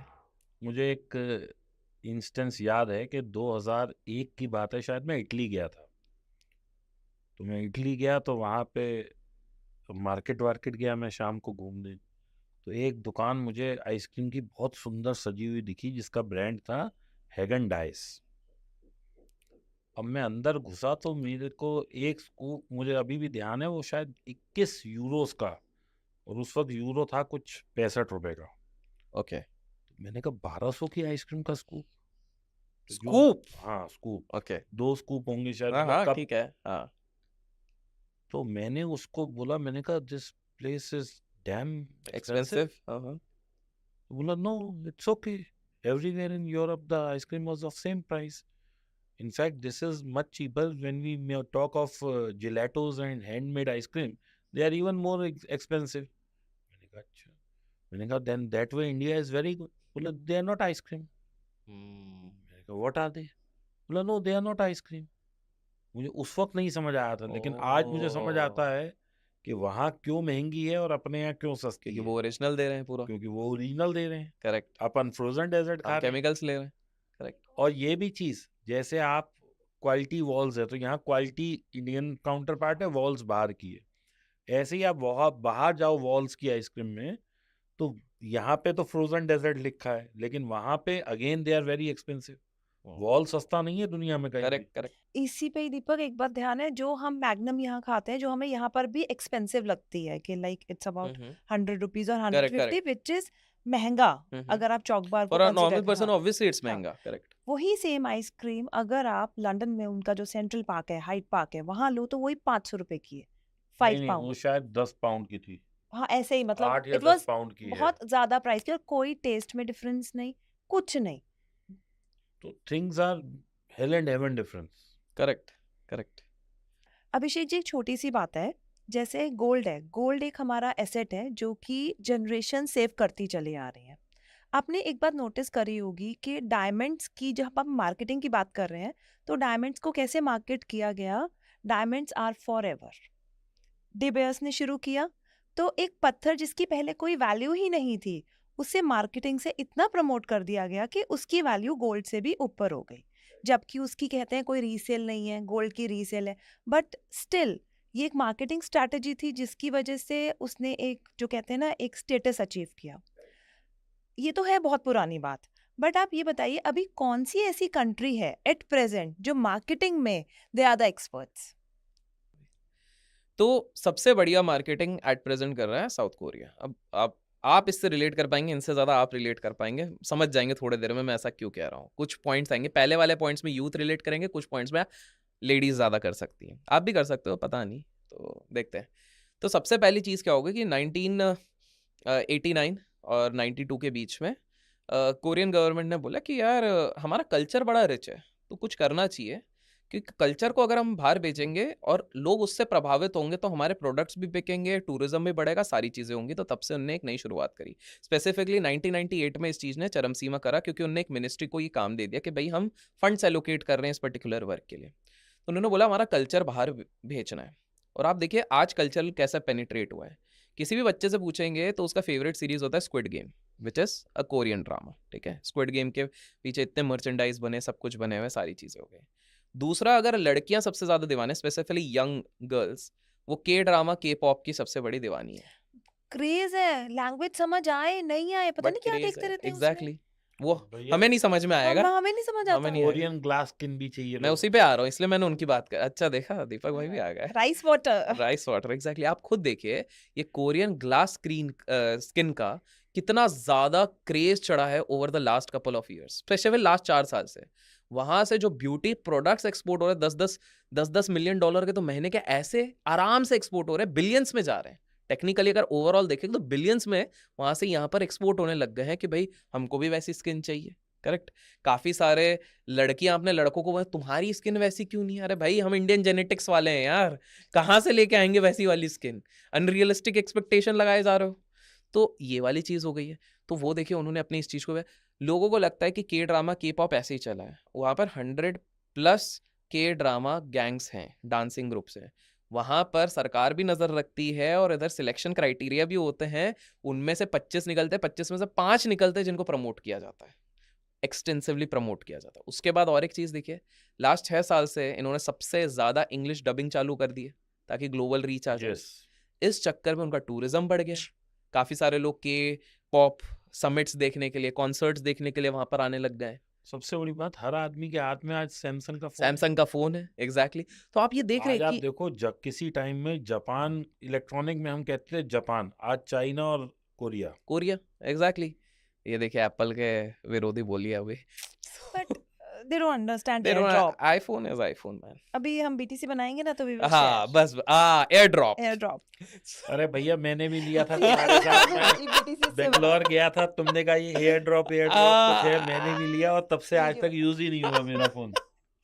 तो इसी तरीके से साउथ कोरिया ने थ्रू कल्चरल प्रमोशन हो गए, उनकी सीरीज हो गई, और इनफैक्ट एक मूवी भी आप लोगों को ध्यान होगी, पैरासाइट करके आई थी जिसमें कोविड के पहले इनने थोड़ी झलकियां दिखा दी थी, जी। तो वो भी वहां की थी। तो उन्होंने बहुत प्यारे तरीके से अपने कल्चर को प्रमोट कर दिया। कई ऐप्स हैं जो एक नोट, कुछ पता नहीं, मेरे को ध्यान नहीं आ रहा, उस पे तो सिर्फ सारी कोरियन Correct, सीरीज ही correct, पूरी correct। हुई है। तो वही मैं कह रहा हूँ कि देखिए कोरियंस ने इतना बढ़िया अपना दबदबा बना लिया है, तो मार्केटिंग में इससे बढ़िया जगह और कोई नहीं हो सकती। इनफैक्ट कितने इन्फ्लुएंसर्स अभी जा रहे हैं जो लाइफस्टाइल इन्फ्लुएंसर्स Exactly। हैं, और वो वहां से इतने प्रोडक्ट्स लाते हैं और दिखाते हैं अपने बेड पे, इतने सारे प्रोडक्ट्स रखे हुए हैं कोरियन प्रोडक्ट। बिल्कुल बिल्कुल, ब्यूटी स्टैंडर्ड ही बना दिया ना, Korean skin beauty standard, that's it.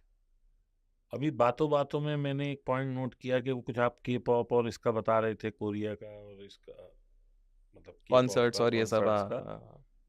तो दलजीत के भी कॉन्सर्ट्स में बहुत भीड़ है और बहुत पैसा इकट्ठा हो रहा है, आपको उसके बारे में क्या कहना है?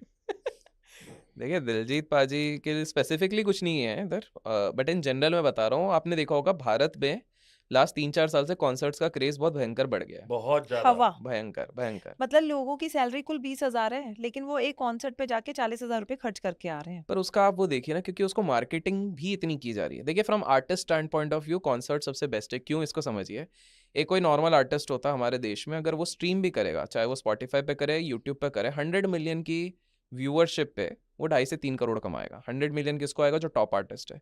एक टॉप आर्टिस्ट के लिए इतना करके 3 करोड़ कमाना उसके लिए कोई बड़ी बात नहीं होती है। दे आर नॉट सेटिस्फाइड जब तक उसके आगे 2 जीरो ना लगे एटलीस्ट। तो ये उन्होंने चैप्टर उठा लिया है विदेश से। टेलर स्विफ्ट हो गई, she is the master in this thing. 85% उनकी पूरी इनकम कॉन्सर्ट से बनी है, जो हम आज बोलते हैं बिलियन स्टेटस ऑलमोस्ट पहुंचने वाली है, $1 billion. It is because of that only. तो वही कंसेप्ट अब हमारे देश के सारे बड़े बड़े स्टार्स ने ये चीज़ समझना शुरू कर दी है। उन्होंने देखा कि भाई आज के समय पे concert is not just a concert, it is a festival in itself. उसका एक सेलिब्रेशन होता है, मल्टीपल ब्रांड्स उसके साथ जुड़ते हैं। अभी आप खुद देखो, अगर आप बाहर की बात करें, काइली जेनर हो गई या फिर काफ़ी बड़े बड़े स्टार्स के बीच में एक इंटेल ने अपना प्रमोशन कैसा किया था, ड्रोन्स के साथ आके उसने अपना लोगो बनाया था। वैसे ही अगर आप देखेंगे कि जितने भी दिलजीत के जब आपने बात करी, तो वो उनके एक स्पॉन्सरर है जिनका लोगो का कलर येलो है, तो सारे डांसर्स को उस पर्टिकुलर कॉन्सर्ट्स में येलो ही पहनाया गया ताकि आप उस हिसाब से प्रमोट किया जाए। बाहर खाने पीने वाले स्टॉल्स रहते हैं, उनकी अलग कमाई। किसी जगह पे अगर आप कॉन्सर्ट हो रहा है तो ऑब्वियसली होटल के प्राइसेस 40% बढ़ जाते हैं उस समय पे। अकोमोडेशन के साथ साथ ट्रैवल एक्सपेंसेस, अचानक से कैब्स के दाम, गाड़ियों के दाम, प्राइवेट ऑटोमोबाइल के दाम वहाँ पे बढ़ जाते हैं। तो कहीं ना कहीं ये क्रॉस बेनिफिशियरी भी हो रहे हैं। जो बुकिंग प्लेटफॉर्म्स होते हैं जिसमें बहुत बार स्कैम्स के ऊपर भी आरोप लगे हुए हैं, लेकिन वहाँ पर अब आप देखेंगे जैसे प्रोमिनेंट बुकिंग प्लेटफॉर्म में बुक माई शो हो गए, जब उनको सीधे 15-20% का वहाँ पे कमीशन बन रहा है ऑन पर टिकट सेल, तो ऑब्वियसली इस चीज़ को प्रोवाइड कर रहे हैं। लेकिन they are playing the other side, dark side. अगर मैं आपको बताऊँ ये कॉन्सर्ट्स का, तो क्या हो रहा है कि ये जो बुकिंग प्लेटफॉर्म्स होते हैं, स्कैल्पिंग जो होती है ना, वो सिर्फ ट्रेडिंग में नहीं होती, यहाँ पर भी होते हैं। स्कैल्पर्स बोलते हैं, तो स्कैल्पर बॉट्स लगाए जाते हैं। स्कैल्पर बॉट्स क्या होता है, जैसे अभी आपने देखा होगा एक्साइटमेंट होती है कि 12 बजे टिकट बिकना शुरू होंगे, सब कंप्यूटर लेके बैठे रहते हैं, तो इनके स्कैल्पर बॉट्स लग जाते हैं उस पर। अब ऑब्वियसली बात है, बॉट्स और एल्गो, चाहे ट्रेडिंग की दुनिया हो या यहाँ की दुनिया, वो इंसान से तो तेज होगी। तो स्कैल्पर बॉट्स फटाक से एक बार में सारे टिकट्स खरीद लेते हैं। उसके बाद उसी को एक अलग मार्केट में ब्लैक में 10 गुना 15 गुना 20 गुना करके बेचा जाता है। तो ये इससे दो चीज होती है, एक आर्टिफिशियल स्कैरसिटी बनाई जाती है कि भाई स्टार का कितना डिमांड है। आपने ऐसे खबरें सुनोगे 60। दिलजीत की टिकट्स तो मिल ही नहीं रही थी और लोग 12 बजे से लिटरली लैपटॉप पे बैठे थे, किसी को एक मिली एग्जैक्टली और लोगों ने 5 लोग बजे खोलते ही देख रहे 10,000 वेटिंग चल रही है वेटिंग हमारी। चल रही है। हमारे एक जानने वाले हैं, वो दिल्ली में जब था उसका कॉन्सर्ट, यहाँ उसे नहीं मिली, वो यहाँ से लखनऊ गया था देखने, क्योंकि लखनऊ में इतनी भीड़ नहीं थी। Correct correct. लेकिन लखनऊ में जब वो पहुंचा तो उसने ये देखा कि जितनी गाड़ियां आ रही हैं एक दिन पहले, और रास्ते में सब गाड़ियां जो हैं वो, अगर नॉर्मल वे में मान लो 1 घंटे में 500 गाड़ी यहाँ दिल्ली से लखनऊ जाती हैं, तो उस दिन 500 की जगह 5000 जा 5,000 रही जा थी। रही थी। तो अब वही तो ये क्रेज किस लिए हो गया? तो पहला आर्टिस्ट ने ये चीज समझी कि भाई जब मैं नॉर्मल स्ट्रीम करूंगा तो मैंने जो बताया आपको मनी डायनेमिक्स, मैं इतना ज्यादा नहीं कमा पाऊंगा। 100 मिलियन की स्ट्रीम में 3 करोड़, उससे सेटिस्फाइड नहीं हूं। तो कहीं पर अगर मैं 35 करोड़ कमा सकता हूँ, 35 से 60 करोड़, 10 से 20 गुना, तो भाई सारा पैसा ऑप्शन ट्रेडर ही क्यों मजे लें, हम भी मजे लेंगे। हम भी 10-20 गुना करना चाहेंगे, वो तो लेजिट करना चाहेंगे। तो पहली चीज उन्होंने ये बोला कि भाई हम तो ये चीज करेंगे। तो पहली चीज ये हो गई कि आर्टिस्ट के लिए वो फायदेमंद है। दूसरा जो मैंने बताया स्कैल्पर बॉट्स के चक्कर में आर्टिफिशियल स्कैरसिटी बनाई जा रही है कि भाई ये चीज़ है। तीसरा ये पूरा फेस्टिवल जैसा सेलिब्रेट होता है। हाल फिलहाल में जब हम वार्तालाप कर रहे हैं तब हिमेश रेशमिया का एक बहुत बढ़िया और सक्सेसफुल एक कॉन्सर्ट अभी मुंबई में हुआ है 2 दिन पहले ही, जिसके लिए बहुत लोगों को क्रेज है। इनफैक्ट लोगों ने बोला कोल्ड प्ले से बेटर कॉन्सर्ट है। सारे 90s के लोगों ने 80s के लोगों ने रिलेट कर लिया, ओ हुजूर। उन्होंने डायलॉग भी मारा कि नॉर्मल गाऊं या नाक से गाऊं, उन्होंने मतलब खुद ही मीम बना के, ऐसे भी हाँ बोला तो उन्होंने। He knows how to connect with the people. तो वो उसका एक अलग, क्योंकि वो पूरा फेस्टिवल होता है, लोग आ रहे हैं, एक क्लब जैसा माहौल बन जाएगा, सब लोग खा पी रहे हैं, नाच गा रहे हैं।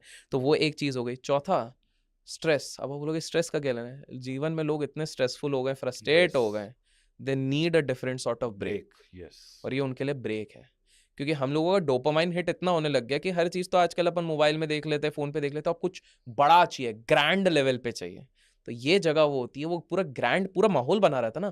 पहले आप एक्साइटमेंट में उस टिकट को बुक करते हो, भले ही उस विदेशी का आपको लिरिक्स आता हो या ना आता हो, पहले बुक करोगे। फिर आप 3 महीने तक उसके लिरिक्स रटोगे, क्योंकि उधर जाके आपको बोलना भी तो है, गाना गाना भी तो है। फिर आप वो रटोगे। फिर तीसरी चीज, आप उधर जब पहुंच जाओगे उसके बाद वो भीड़ में लगना, लाइन में, और फिर जब पूरा क्राउड चिल्लाएगा साथ में, फिर इंस्टा स्टोरी इंस्टा डालना। स्टोरी। इनफैक्ट इस पे एक बिजनेस बन चुका है, इंस्टा स्टोरी। अगर आप किसी कॉन्सर्ट में नहीं जा पाए तो आपके बिहाफ पे हम लोग जा रहे हैं, हम कॉन्सर्ट पे, आप 800 रुपए दो, 2,000 डिपेंडिंग अपॉन कहाँ है, हम आपको वो फोटो वीडियो फुटेज दे देंगे, आप अपनी स्टोरी पे डाल के आप हवाबाजी करो कि see I was there in this concert. In fact अभी एक मैंने देखा, एक कोई इन्फ्लुएंसर है, वो क्या कर रहे हैं, जैसे शादियों में वो इन्फ्लुएंसिंग कर रहे हैं, लाइक ब्राइड और ग्रूम के पास तो इतना टाइम नहीं है ना कि वो जरा जरा सी स्टोरी डालते रहे। वो इसी पर्पस के लिए है कि वो स्टोरीज बना रहे हैं आप एंड द अदर देखिए, person is putting it up. हद तो आप ये देखिए, महाकुंभ से शुरू हुआ, अभी भी चल रहा है। फोटो डिजिटल स्नान चल रहा है कि भाई आपकी एक फोटो ली जाएगी, उसका वो स्नान कराया जा रहा है। 5,000 रुपए, ओहाइयो में बैठे हमारे सम्राट अशोक जी के बेटे ऐसा करके कुछ भी बनाएंगे, और उसके बाद ये लीजिए 5,000। डिजिटल स्नान हो रहा है। आप सोचिए, जेप्टो पे प्रयागराज का वाटर मिल रहा था। आप सोचिए दुनिया कहाँ से कहाँ जा चुकी है। शॉर्टकट्स। शॉर्टकट्स ऐसा कर। अभिषेक जी, आपने आज बहुत ज्ञान की बातें बताई और हमें आपकी बातें इतनी इंटरेस्टिंग लगती हैं कि अभी हमें एपिसोड 4 भी करना है, क्योंकि आपकी बातें खत्म नहीं होती है। Thank you. और अभी हम इस एपिसोड को एंड करते हैं रैपिड फायर से। श्योर, आपको सोचना नहीं है, बस फटाफट आंसर देना ठीक है। ठीक है। What would you prefer, luxury watch और luxury car? Luxury car. Spiti और गोवा? स्पीति। गोल्ड और बिटकॉइन? बिटकॉइन। स्टॉक्स और रियल एस्टेट? स्टॉक्स। इंस्टाग्राम और YouTube? YouTube. One book every entrepreneur should read? Peter Thiel की एक बुक है, 0 to 1। Investing mantra in one word? Investing mantra in one word. Investing mantra in one word, ये word नहीं हुआ ना, ये 3 वर्ड हो गए। अरे नहीं, मैं 1 वर्ड नहीं 3 वर्ड बोलता हूँ। Margin of safety. Your inspiration, Bollywood में कौन है और पॉलिटिक्स में कौन है? काफी हैं बॉलीवुड में। Just one. Okay, Bollywood Shahrukh, and politics में ये इसके कर दिया, Modi ji. Biggest mistake of your life, biggest mistake तो मैं बहुत सारे करता हूँ। So biggest mistake life would be changing mistake. Self remorse जो होते हैं कि जो एक सेल्फ गिल्ट होता है, मेरे हिसाब से वो होना नहीं चाहिए। गलतियां हो गई, सीखो, आगे बढ़ो, दैट्स इट। एलन मस्क और Warren Buffett? Elon Musk. Elon Musk. तो चलिए दोस्तों, ये था बहुत ही मज़ेदार एपिसोड जिससे कि हमें बहुत सारे